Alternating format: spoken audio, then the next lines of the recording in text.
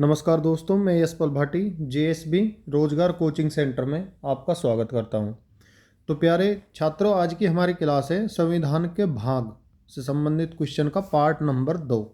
तो आज का हमारा पहला क्वेश्चन है संविधान के किस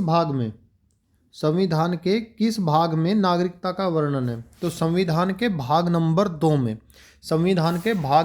में नागरिकता का वर्णन है। संविधान के भाग 2 में नागरिकता का वर्णन है। अब इससे जुड़े हुए हम एक दो फैक्ट ले लेते हैं। भाग 2 का वर्णन, अनुच्छेद 5 से 11 तक है। संविधान के भाग 2 का वर्णन अनुच्छेद 5 से लेके 11 तक है।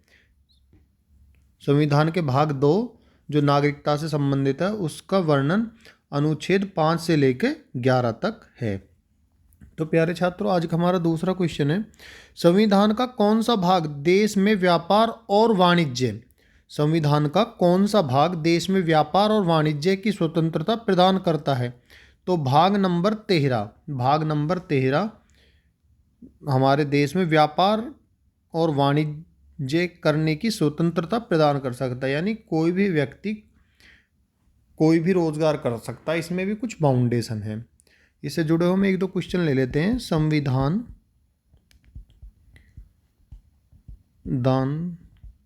के भाग 13 को कहाँ से लिया गया है। तो इसे ऑस्ट्रेलिया देश से लिया गया है। ऑस्ट्रेलिया। संविधान के भाग 13 को कहाँ से लिया गया है। तो इसे ऑस्ट्रेलिया देश से लिया गया है।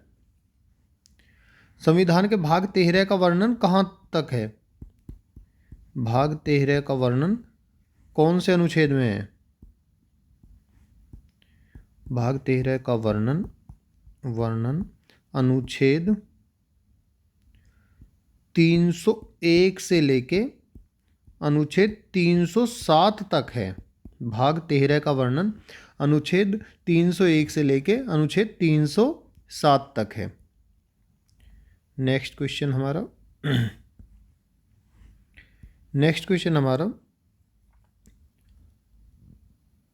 किस वाद में कहा गया है कि भाग 3 व भाग 4 के मध्य संतुलन संविधान का आधारभूत ढांचा है। किस वाद में कहा गया है कि भाग नंबर 3 व भाग नंबर 4 के मध्य संतुलन संविधान का आधारभूत ढांचा है। तो ये मिनर्वा मिल बनाम भारत संघ वाद में कहा गया है कि भाग नंबर 3 और भाग नंबर 4 के मध्य संतुलन बनाना संविधान का आधारभूत ढांचा है। नेक्स्ट क्वेश्चन है हमारा, संविधान के किस भाग में आपातकालीन प्रावधानों का वर्णन है। तो संविधान के भाग नंबर 18 में आपातकालीन प्रावधानों का वर्णन है। संविधान के भाग नंबर 18 में आपातकालीन प्रावधानों का वर्णन है।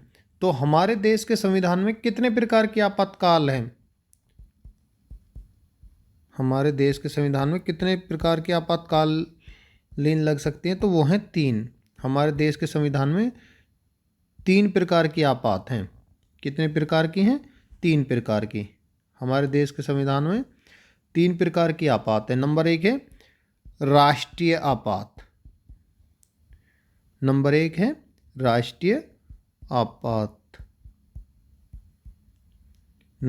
राष्ट्रीय आपातकाल, जिसका वर्णन है अनुच्छेद 352 में।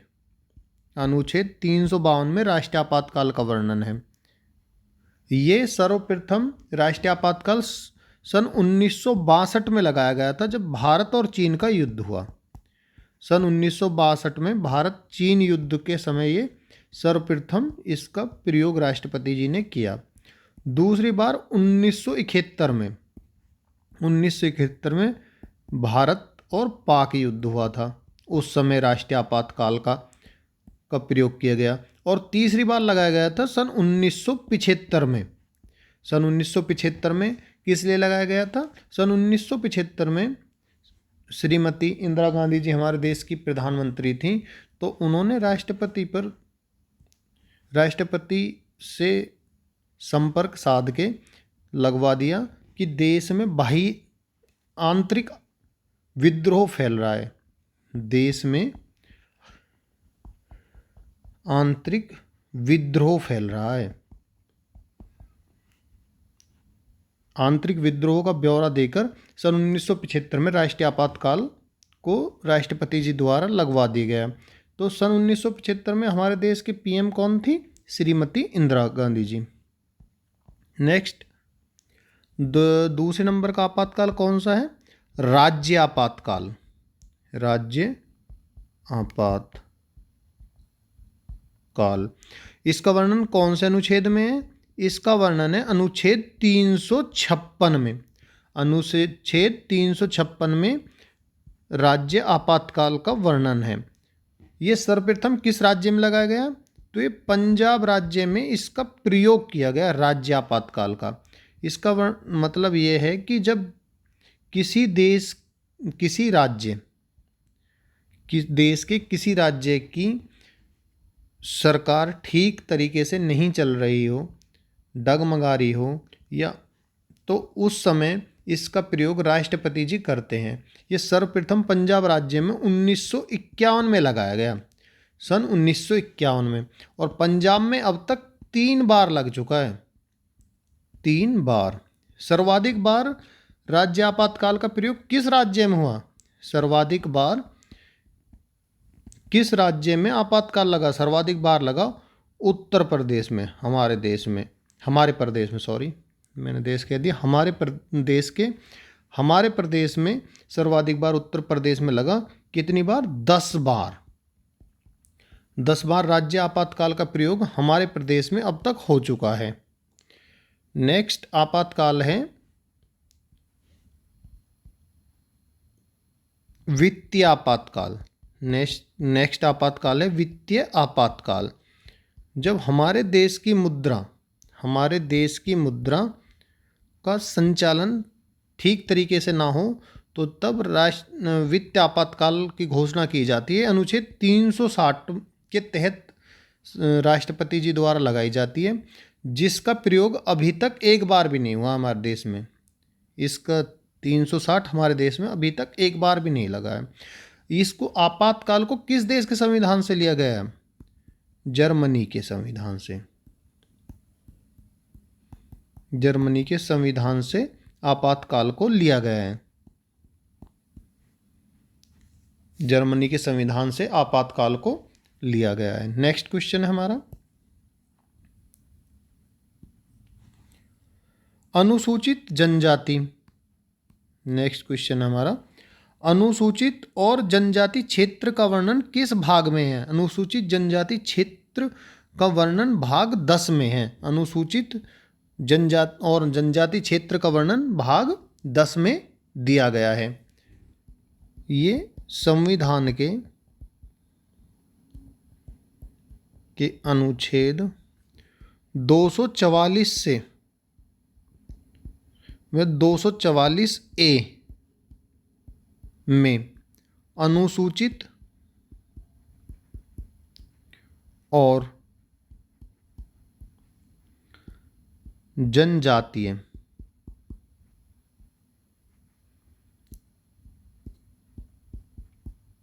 क्षेत्रों से संबंधित है।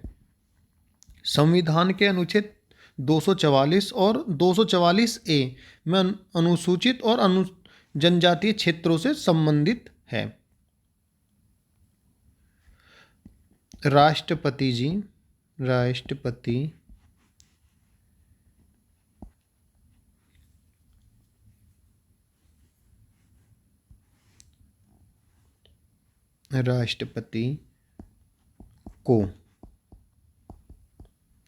राष्ट्रपति को किसी भी क्षेत्र को अनुसूचित और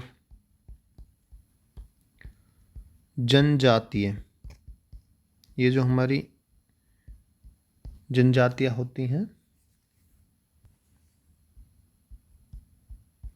क्षेत्र घोषित करने का अधिकार है। हमारे देश के राष्ट्रपति जी को किसी भी क्षेत्र विशेष या किसी भी जाति को अनुसूचित जाति या किसी भी क्षेत्र को अनुसूचित जनजाति क्षेत्र घोषित करने का अधिकार है। राज्य के राज्यपाल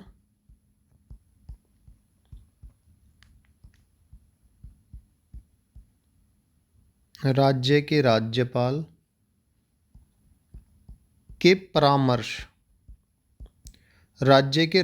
राज्यपाल के परामर्श से राष्ट्रपति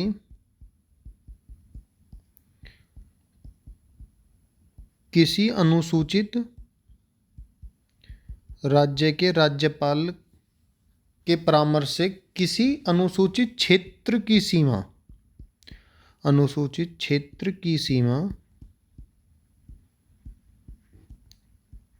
को बदला जा सकता है।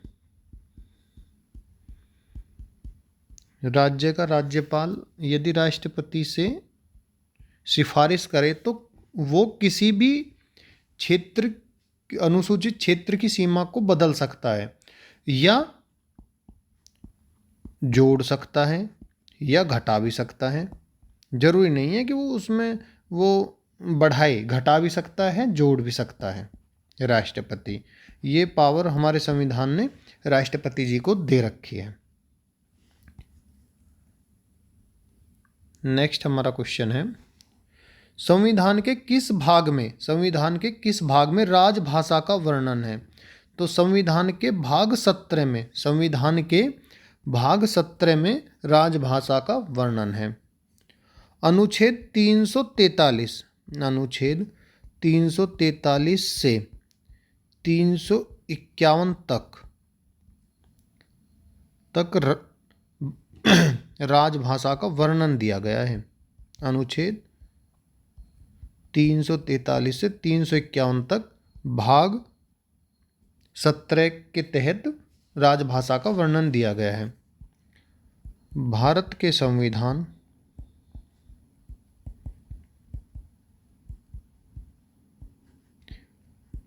के किस अनुच्छेद ने देवनागरी लिपि में हिंदी को संघ की आधिकारिक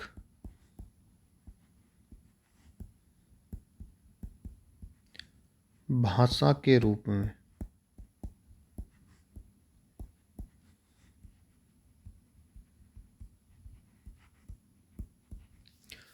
भारत के संविधान के किस अनुच्छेद ने देवनागरी लिपि में हिंदी को संघ की आधिकारिक भाषा के रूप में अपनाया है?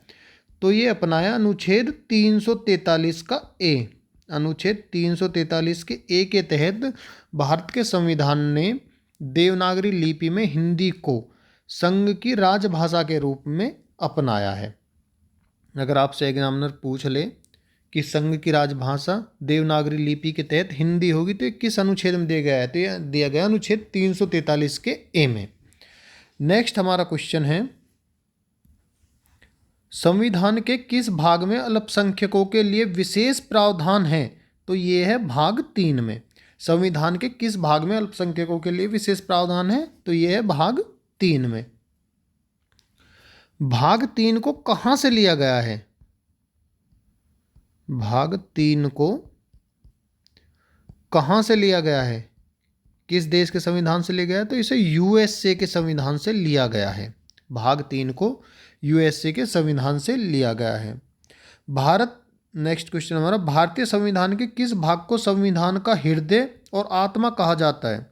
तो संविधान के भाग 3 को संविधान का हृदय, भारतीय संविधान के भाग 3 को संविधान का हृदय और आत्मा कहा जाता है। भारतीय संविधान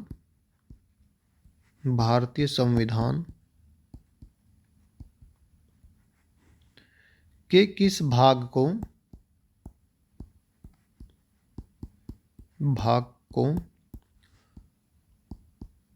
भारत का मैग्ना कार्टा, भारतीय संविधान के किस भाग को भारत का मैग्ना कार्टा कहा जाता है? ये कहा जाता है भाग 3 को। भारतीय संविधान के किस भाग को भारत का मैग्ना कार्टा कहा जाता है? तो ये कहा जाता है भाग 3 को। ये मैग्ना कार्टा का मतलब क्या है? मैग्ना कार्टा इंग्लैंड के राजा जॉन द्वारा जारी अधिकारों का विशेष अधिकार है।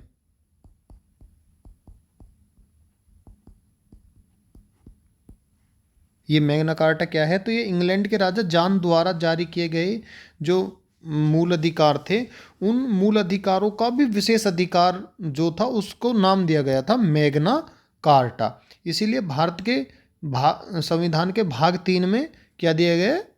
नागरिकों के लिए मूल अधिकार। इसीलिए इसको भारतीय संविधान का मैग्ना कार्टा कहा जाता है। तो किस देश ने अपने देश के नागरिकों के लिए लिखित मौलिक अधिकारों को सर्वप्रथम दिया? तो ये इंग्लैंड ने दिया था। यह नागरिकों, मैग्ना कार्टा जो था यह नागरिकों के मौलिक अधिकारों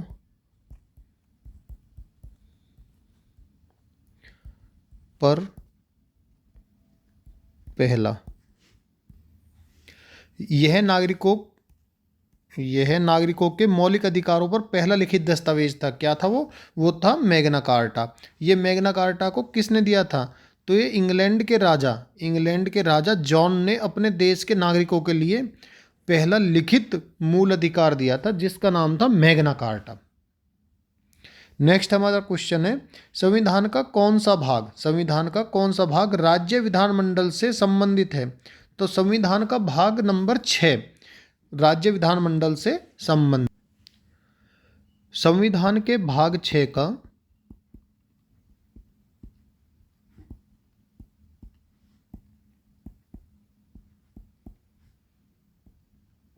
का वर्णन, संविधान के भाग 6 का वर्णन अनुच्छेद 152 से 237 तक है। संविधान के भाग 6 का वर्णन अनुच्छेद 152 से 237 तक है।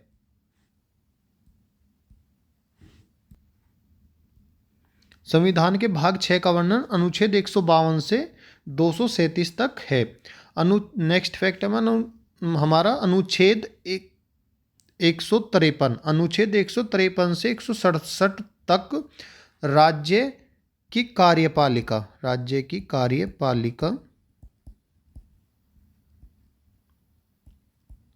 से संबंधित है। अनुच्छेद 153 से 167 तक राज्य की कार्यपालिका से संबंधित है। तो प्यारे छात्रों, आपका बहुत बहुत धन्यवाद। अपनी तैयारी को बरकरार रखें और क्लास को लाइक, चैनल को सब्सक्राइब और क्लास को शेयर ज़रूर कर दें। धन्यवाद दोस्तों, नमस्कार।